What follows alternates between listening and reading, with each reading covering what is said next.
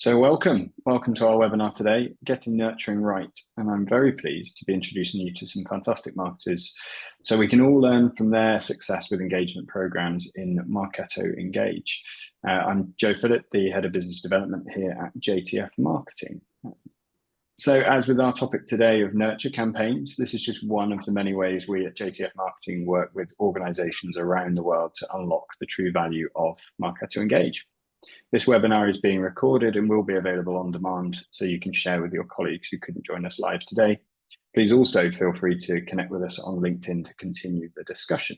So first today, I'm pleased to hand over to Nathan, our brand new Head of Consulting here at JTF Marketing, to help us all understand the how and why nurturing is so valuable.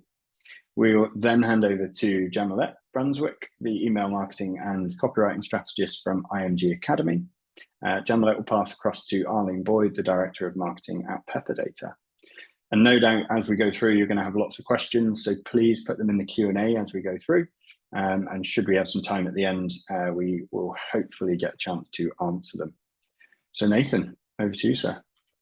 But just to give the context, the most common issue that I've seen with clients that I've worked with here at JTF, but also in the past, is there's a real gap between that part, that point of lead acquisition and that point of lead conversion, right? And how do you bridge that gap with a lead nurturing strategy? And when I talk about lead nurturing strategy, I'm not talking purely about engagement programs here. There's, it's not an engagement program in silo. There's a much wider strategic framework around that engagement program or series of programs. But if we were to think about bridging that gap, or what's the difference between my business that's not doing any lead nurturing or doesn't have a lead nurturing strategy versus one that does, just to see the snippet of research on the screen, is that companies that excel at lead nurturing, they generate 50% more sales-ready leads at 33% less cost.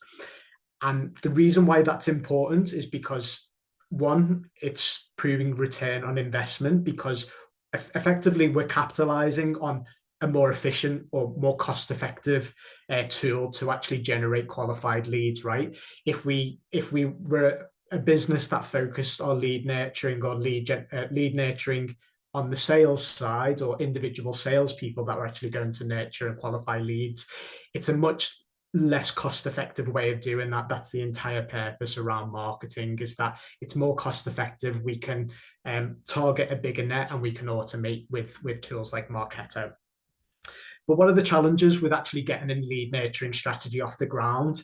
I think there's a focus with a lot of the clients that I've worked with in the past on top of the funnel. And there might be real reasons behind that. For example, incentive structures. I've worked with clients that their targets are actually based on how many leads they generate rather than the quality of those leads. So there might be some genuine KPI related issues as well. And so how do we kind of change that structure and start to influence the change of that structure in a way that supports a lead nurturing strategy? Another key challenge, sending just one-off comms with very little planning or personalization, batch and blast approach. Let's target as many people as we can with very little personalized content, and let's see what happens. That's not the kind of curated marketing experience that people come to expect, which I'm going to touch a little bit on the next slide as well. But also there's challenges around measuring impact, and the slider at the beginning kind of highlighted that as well. We're often focusing on engagement as digital marketers, but we need to be thinking about the bigger picture now. How are we actually focusing on that return on investment? How are we tying leads to revenue, marketing generated leads to revenue? And then an obvious one is lack of resources, lack of content, again, back to Slido, or lack of the expertise in order to kind of get a lead nurturing strategy off the ground. So again, just to hammer down, why do you actually need lead nurturing? Bit of a tongue twister I've given myself there. And again, it comes to that curated experience. If you think about brand interactions, whether it's in a B2C context or B2B context, online and offline channels, there's a real expectation, and the bar is being set for curated customer experiences, right? And you know, myself, I expect when I interact with a brand that they know a little bit about me and what I like. I'm much more likely to engage, and I'm much more likely to kind of move down the funnel with a brand that knows who I am, and they start to think about, you know, they're thinking about delivering me the right content at the right time based on where I am in the funnel. So just having a look at some of those kind of key metrics, 79% of leads never convert to sales. So we need to really focus on elsewhere in the funnel, not just that top of the funnel catch-all fishing net strategy. We need to be more of a kind of spear fishing strategy. So we need to focus on the middle of the funnel and the bottom of the funnel, guiding people further down that funnel. That 21% should be where our focus is. We need to establish relationships. We need to build trust, and we do that with our content by serving it at the right place and the right time. And it's that shift. If you think about consent-based marketing versus relevance-based marketing, that's really important nowadays. You know, there's things like Gmail 5000 rules, and you know, we can't just focus on marketing to people who've opted in. We need to actually be serving relevant content as well, because that's the only way we're going to retain consent. People are enabled to unsubscribe nowadays. They know how to do it. So the more relevance-based marketing that we serve, the more likely we're going to kind of guide people down that funnel. Again, another comparison between lead nurturers versus non-lead nurturers is that with lead nurturers, they generally see a 45% increase in lead generation ROI. One of the things that one of the examples I often use is buying lists of leads. It's a way to generate top of the funnel leads, but they've never interacted with your brand before. How do you get them down the funnel? It's very, very difficult. So we need to focus on the people where we can accelerate the sales cycle, focus on that quality versus quantity. It's super, super important, because they're the people who are going to convert at the end of the day. One key aspect to consider is sales and marketing alignment. I know we've done a separate webinar on that, so I'm not going to kind of dig any deeper, but having that feedback loop in place with sales and marketing is super important, because how do we know we're providing quality leads if we're not speaking to sales and actually seeing that they're converted, looking at win-loss data, getting feedback from sales reps. And then finally, 40% larger purchases are made by nurtured leads. So not just looking on that one conversion metric, also the size of revenue we're generating, right? So we need to deliver the right message to the right person at the right time. I'm going to keep saying it, because we increase propensity to buy. And there's also I think what I've spoken about so far kind of focuses on the prospect life cycle, but also how do we, nurture people post-conversion as well. So getting more out of existing customers, and lead nurturing strategy can support that. Okay, and my final 2 cents before I hand over is, how do I get my lead nurturing strategy off the ground? I think to start off, you need to look at the bigger picture, right? Set your goals, and they can be qualitative goals and they can be quantitative measurable goals. And I think it's important to have a mix of both. So to give you some examples, qualitative goals aim to have personalized conversations across channels. I want to collect more information from my inbound leads so I can pass that information to sales. And I want to inquire more business from existing customers. So thinking about post-conversion as well. Quantitative or measurable goals that you may want to think about. Okay, I want to improve the rate of stage changes. So thinking about, going from an anonymous to known lead, known to MQL, MQL to SAL. How do I reduce the number of recycled leads or rejected leads from sales? Or how do I increase velocity along the funnel? And how do I measure that? Understand your landscape. Okay, do I actually have the right technology to achieve my goals, my quantitative, my qualitative goals? Do I have the tools to support that? Do I have the right resources and processes in place so that I can scale it? These are some of the fundamental questions that I've forgotten to ask, because it's, you know, you can go ahead with it with an engagement program, but if there's no goals, no strategy behind it, it's very unlikely to be successful. So fit it into that wider strategy. And also don't view a nurture just as a single campaign. Have a think about, you know, the people that you're targeting with your nurture and what other communications might be in your overall marketing calendar, and make sure that it's a consistent journey and it fits in nicely to that calendar. And a couple of things on content, because I know that's a key, you know, that was a key metric that we got from Slido, is one exercise that you can do is just inventory your content. Inventory the content that you have, document it, categorize it if you haven't already. Hopefully you have. But look at their metrics and start to understand how they're successful from an engagement perspective, and also start to identify some of the gaps in content. Next stage would be to actually map that content to your nurture journey. So this will help you visualize, you know, when you'll deliver that content, what content you'll be delivering, and to who, or to which stage of the journey would that person be. So that will start to help you visualize what content you've got versus, you know, any gaps that you might need to fill in that journey. And then the last stage is build your program. You know, you need to establish that structure, understand your targeting audience, follow best practices from a Marketo perspective, create your streams, and the most important thing is never forget about measuring your impact. Tie it back to those measurable goals.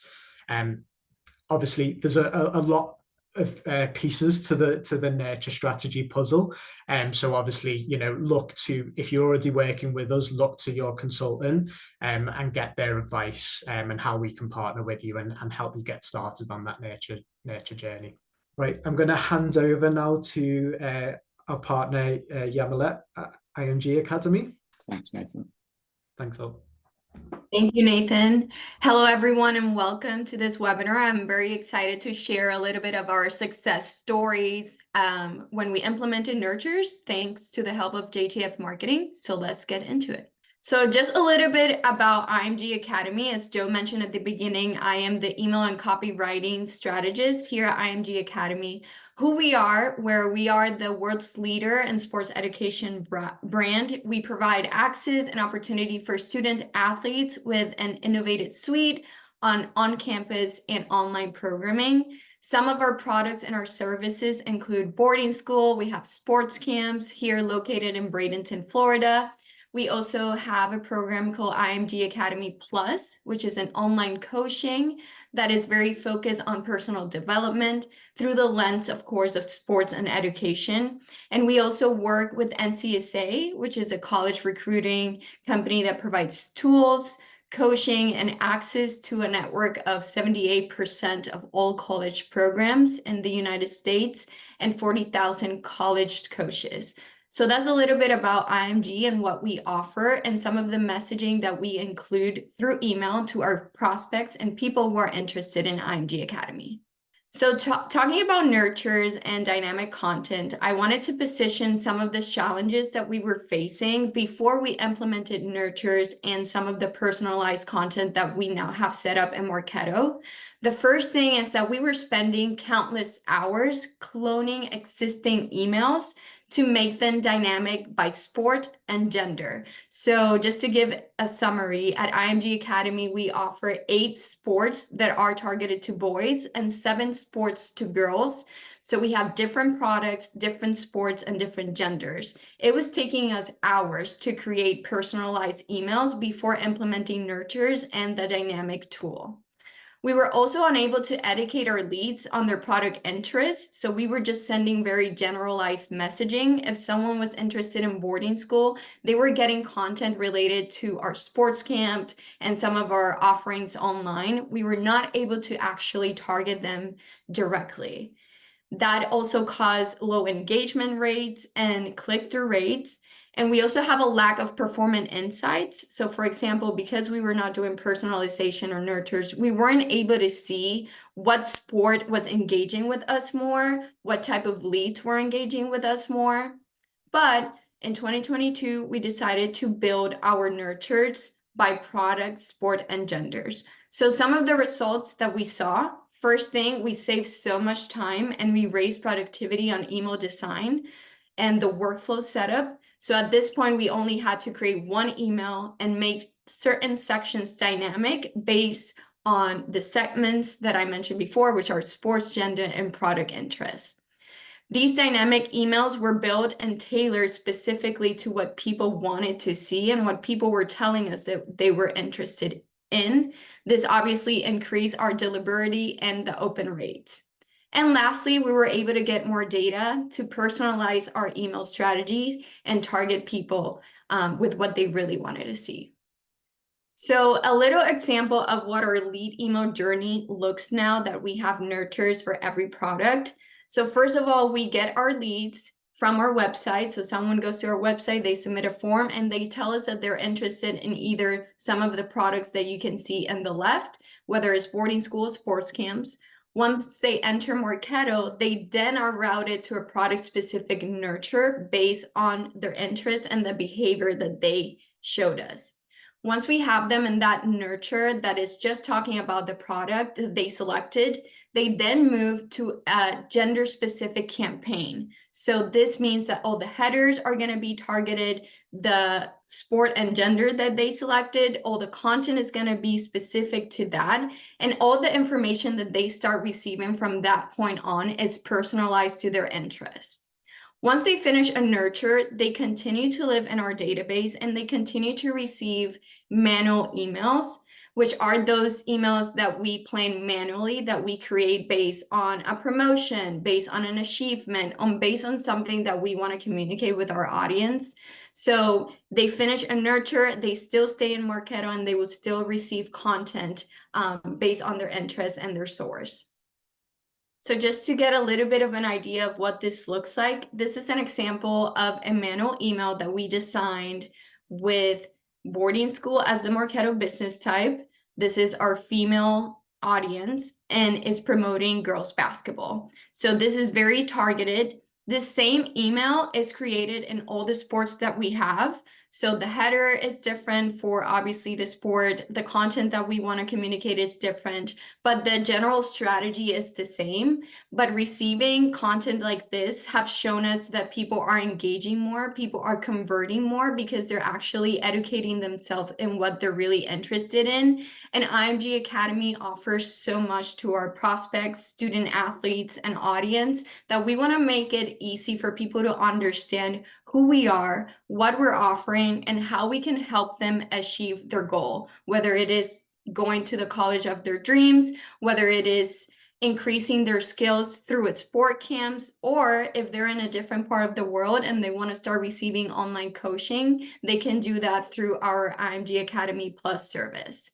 So on the right side, you can see some of the triggers that we use to send out this email. We always use Marketo division because it's what tells us what sports they're interested in. We always use Marketo gender to identify what segment they're going to be targeted. And also we exclude email invalids, unsubscribes, block listed, for example. And the last trigger is the NCSA Journey member. In this example, we wanted to exclude people that are in the NCSA Journey so that they don't receive extra content. So we just wanted to target boarding school audience. And now in here, we have an example of what a nurture based on interest and gender looks like for us. You can see that the headers are different based on the sport that they have selected. The CTAs, all of them are different. They go to the landing page of the gender that they have mentioned and the sport that they have shown interest. The second section and third section are very similar, but simple things like this in our nurtures and email strategy had definitely shown a big impact, and it's definitely better for our audience to receive what they really want to know about IMG Academy. We want to be able to make it very easy for them to understand what their journey is going to be here at IMG Academy, and we continue to make improvements to the email content that we send out. Our goal is to make it as simple as possible for them to get educated on what they really want to get from IMG Academy. We also have nurtures based on behavior. So let's say someone goes to our website, they show interest in boarding school, they complete a set of nurture that includes 10 emails, for example. And in the last email, they click on something related to a different product. So let's say they were in the boarding school nurture, but they show interest in sports camps. Based on that behavior, they're going to enter a different nurture and they're going to start receiving communication and emails related to that second product of interest. So these have been one of our most successful nurtures based on the interactions that they have with the emails that we start sending at the beginning of the journey. And in here, you can see an example. The first one is someone who clicked on sports camp. So they start receiving content on sports camp. The second one is boarding school. And the last one is IMG Academy Plus. And again, all of these are dynamic by sport and gender. All the images are dynamic and all the content and CTAs. So we also wanted to share some of our results for 2023. This was in a time frame from January to July. Thanks to the nurture implementation and thanks to all the dynamic content that we were able to create, we sent over 103 million emails. This includes our automated emails, which are the nurtures, and manual emails. An example of manual emails are like the content newsletters that we send every month, or any email related to achievements or things happening on campus on IMG Academy. From those 103 million, 78 million emails were part of that manual strategy of those emails that we do not automate, but recreate. And then 25 million of those were automated through nurtures. You can see that the open rate is higher than what our global open rate is, which is 20 to 22% for the manual emails. And in total emails is 22%. From those emails and all those campaigns, we were able to bring 179,000 users to the website. From those, 165,000 were new users. So people that have never been to our website, that didn't show interest in IMG before, we were able to bring them through the nurture and through the funnel to our website. And one of our biggest success, since we implemented some of these nurtures and we work with dynamic content, 61% of our total business revenue was generated just from one nurture campaign. So this has been a big proof to us that we want to continue to optimize our nurtures. We want to continue to personalize our content. We want to use our email strategy to educate our audience on what specifically they want to hear from us. And we're going to continue to work very hard on optimizing our workflows to continue leveraging our business revenue through nurture campaigns. Wow, thank you, Yamilette, and some amazing figures to finish on there for sure. So we're now handing over to Arlene at Pepperdata. Thank you. Let me make sure my camera is off here. And that was wonderful. That was very inspirational. I appreciated learning what you've done. So we're a smaller organization than you. We didn't send out quite as many emails, but we really do have a good story to tell. So my name is Arlene Boyd. I'm from Pepperdata. We are a company that does real-time cloud cost optimization in the data-intensive space. For those of you who don't know, we work on platforms with Amazon, EMR, and EKS for Spark applications. And so these would be, if you're a very large company, doing any kind of data processing, very work intensive. We have a software, actually you can go to the next slide. We have a software that enables customers to save between 30 and 47% on their workloads. So it's real time. We have patented algorithms that use machine learning to crawl the space and actually communicate within the setting to reduce costs. So we're doing a business to business sale, very different than what you just saw. Our customers are ISVs, they're ad tech groups, they're Fortune 5 companies, some very large companies. We're deployed across 100,000 nodes globally. And we've been around for about 10 years, and we've saved our customers over $200 million. So if we go to the next slide, we, again, have been in business for 10 years. We've had Marketo for many years, but we found that we really needed JTF. And the reason for that is we were, at this point, when I've been there about a year at this company, we were doing a newsletter monthly, but we were not getting direct leads from that. We were not getting MQLs because we were just sending these out to what for us was a large group of people, 108,000 folks. And what we really needed was a very concentrated way to develop campaigns that led to product trials. So if we go to the next slide, what I'd like to do is go through our journey. And this is very nice. Someone put this slide in for me. I'm very glad you found it and sent it over.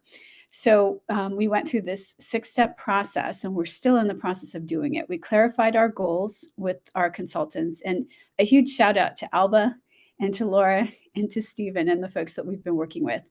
We realized we needed to do some data hygiene, and so that was a fair amount of months of work to do that, and process review, which meant our linkages between Marketo and Salesforce. We actually segmented all of our users, so we understood who was on what platform, what verticals they were using, so that our content could be more applicably provided. We looked through all of our assets, and we spent some time looking at our emails so that they could be more targeted. And then we actually developed drip campaigns and always-on campaigns. So that's an overview of the process that we've been through, and we'll go to the next slide. I'm going to talk in a little bit more detail about this. Some of you may have experienced this. You're not fully using Marketo. We found, again, we were sending out monthly newsletters, and we weren't doing follow-up, and we weren't looking at reports, and we weren't even looking at click-through rates. So we were at a very beginning level. So we had a goal to fully use all the capabilities that are there in Marketo. We wanted to increase our database contact quality. There were many folks in the database who hadn't interacted with us for about 8 years. So we wanted to take a look at that. We wanted to develop targeted nurture campaigns and increase our click-through rates, our sales engagement, and ultimately lead to product trials. So we had a strategy meeting with JTF that was incredibly helpful. And sometimes as part of our goals, we didn't even know what we could do. We had no idea what was possible. And JTF was very, very helpful in giving us even more ideas about what we could do. So when we went on to the data hygiene portion, we reviewed our 108,000 contacts and realized, again, many of them had had no contact with us for over 2 years and up to 8 years. So we made a plan to delete these. And we did this in concert with JTF, so it was always well thought through. We found many folks had just been brought in through purchase lists. And I don't know if some of you have had this issue where you purchase a list and they're maybe not as directed to who you need. So we were able to purge a fair number of folks from purchase lists. We removed contacts that had inappropriate titles, inappropriate emails, or were from competitors, from partners. We actually moved them into a separate category. And some of our customers were getting our outbound prospecting emailing. So it was taking a look at all of these elements so that we could shrink down our database down to 55,000. We did a lot of hygiene. And then I didn't put this on the slide, but we actually were able to bring in about 25,000 new contacts. We went out and looked at target accounts. We were able to do our profiling and brought in some very targeted and appropriate leads that we then filled back up. So we have about 76,000 contacts today. In the process of doing this, we realized there was a lot of additional process review to look at. And I should point to the second one, to define the flow between Salesforce and Marketo was probably the most important thing that we did. There were some gaps in between what we were doing, and having JTF help us close those gaps was essential so that we could track what was going on with each of these contacts. And I should point out that even as we deleted contacts in Marketo that were not marketable, we actually kept them in Salesforce so that we have a record of when they came in, who they were, and what happened. So we were using Salesforce as our sort of source of truth, and then took them out of Marketo so that we could have an active database there. We also realized that naming conventions needed to be updated. We weren't consistent, and there were a number of different years where different naming conventions had been used. So we modified those and are in the process of continuing to standardize that. We had a revenue model that needed to be updated, and I'm sure many of you have a revenue model. It's been very helpful to go through this with JTF and to review that. And then internally, I think was mentioned before, having alignment with your sales team. So making sure that as the director of marketing, I'm speaking to our VP of sales so that we're aligned in when an MQL becomes a sales activated lead and when it becomes a sales qualified lead, and knowing what our process is all the way out to getting a closed won account. So having that alignment with your sales team is really, really critical. It's also important, we have SDRs or outbound salespeople. So I realized that their emails were not matching what we were sending in our nurtures. So So realizing that we can take this all the way out to our SDRs and marketing can lead that messaging with them. JTF has been instrumental in letting us know that Marketo also has a feature called Marketo Sales Insights. So we can pre-populate Marketo with the emails that can be customized by our SDR. Many of you may already know about this, but this was new to our organization. It had not been used. So that's a great way to streamline and automate what our SDRs are using. And then we had reporting that wasn't being utilized on a regular basis. And now we have regular weekly reports set up so we can understand what our nurtures are doing, what our drip campaigns are doing. So we can go on to the next slide now. I don't have as many pretty slides as before. It's more of an overview of things. Once we had done the data hygiene and we had looked at the process, we realized we needed to segment all of the leads that we had. So as I mentioned, we added over 25,000 target contacts from our target accounts. We segmented all of our leads by platform, whether they were Amazon EMR, Amazon EKS, whether they were using something on premises or they were using another platform so that we could market very specifically to them. We segmented by vertical, whether it's financial services or healthcare, we did all of that. And then we wanted to segment by key account and title so that we could go after particular accounts as needed. This has been very helpful as we then developed our campaigns. The next thing we did after segmenting was look at all of our assets and made sure that we had specific assets for each platform, for each vertical, and for each key account that we were targeting. That meant rewriting content, that meant creating new content. So there is some time to be invested on that level. And then we planned out the nurtures, making sure that we were telling a story and really educating, which is something we hadn't done before. We were simply sending out emails and asking people for meetings, but realizing that over weeks, and we decided to send out our campaigns in an every other week format to develop that story and develop that flow. And then as we looked at the emails themselves, we realized that there were some best practices, and we have a huge shout out to Laura for her work in helping us optimize those.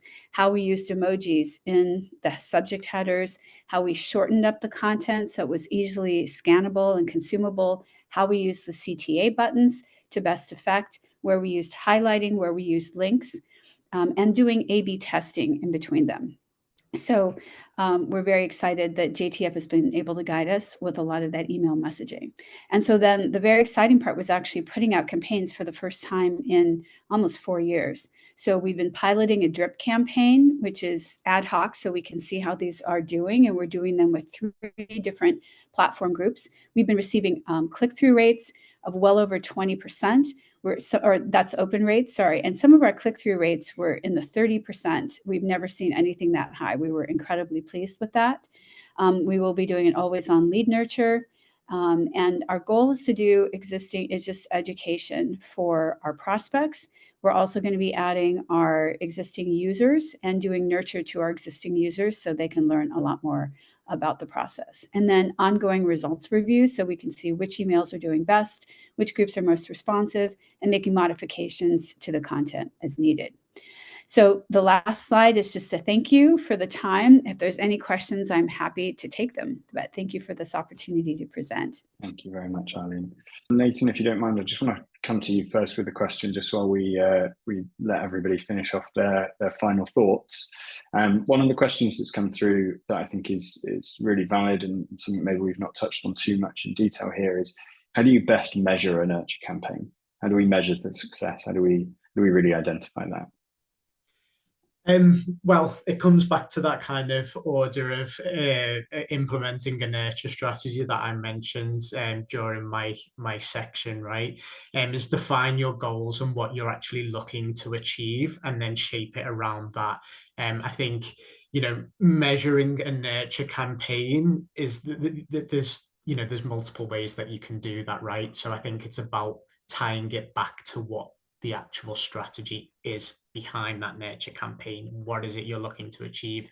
Am I looking to achieve better engagement with my brand? That might be a purpose of a nurture campaign. Or am I looking to provide more MQLs to sales that convert?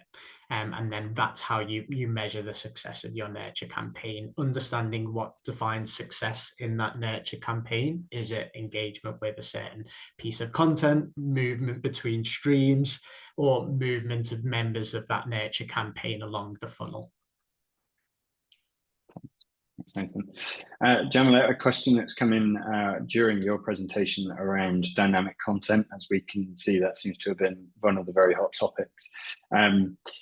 I guess a bit of a question here around the effort that's required in order to get that level of dynamic segmentation in place. And yeah, just a little bit of information on that side of things in terms of how you go about getting that set up and how much of a lift that is. Yeah, I would say that JTF support has been key to setting up all of these nurtures. Big shout out, like Arlene said earlier, to Alba and Andrea, which are incredible. Usually how we make it happen, I have a strategy for a certain product or audience, and I work with JTF to build that one general template. And based on that, then we start adding some dynamic content to it to appeal more to what people are interested in.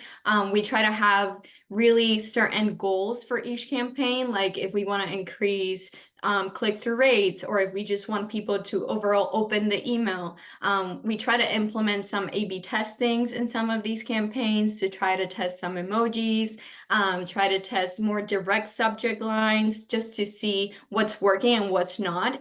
I would say that every audience and every product has a different strategy because people are different. We talk differently to people in boarding school, and we talk different to people who are interested in camps. So it's just a really effort with the JTF. I work very much with the strategy, that first template, and then they help me implement dynamic segments to make it more personalized to our audience. Great, thank you. I'm very aware of time. I'm going to come to you, Nathan, for one final technical question. So is there a way to prevent leads from receiving other email campaigns while they're active in one of our nurture programs? Yeah, there's multiple ways that you can do that, and there may be multiple reasons behind it, because if you want to, ensure that they're receiving no other comms, you can do that with a custom field. As I meet the criteria to enter a nurture campaign, you can, if you just think of a true or false Boolean field, set that to true in nurture, and then that is, that will define one of your exclusion criteria. So, look at Yamilette's example. That's one of the criteria that you would apply in all of your email campaigns. There's other ways that you can scale that, but that's just a kind of high level example of how you could do it. If you're thinking about multiple nurtures, there's more complex ways that you can approach that. If you're familiar with the nurture process or with engagement programs, there's more technical implementations, or you can do prioritization through a nurture traffic cop, for example. That's that's probably a topic that I won't be able to summarize in 30 seconds, but it's thinking about, okay, who's qualifying for multiple nurture journeys, and do I need to prioritize based on their propensity to be associated with a different vertical, particular product or vertical, and how do I prioritize my messaging accordingly so that I'm focusing on serving the right content at the right time? Great, thank you, Nathan. And unfortunately, we are out of time. I know there's lots of questions that we haven't had a chance to answer, but hopefully one of our team will be able to come back to you with some responses on those. So one last time, thank you again for our presenters today, and thank you to everyone that's joined us live and for being so interactive and sharing your thoughts and questions. It's been a pleasure talking to you, and this has been Getting Nurturing Right, a Marketo success story.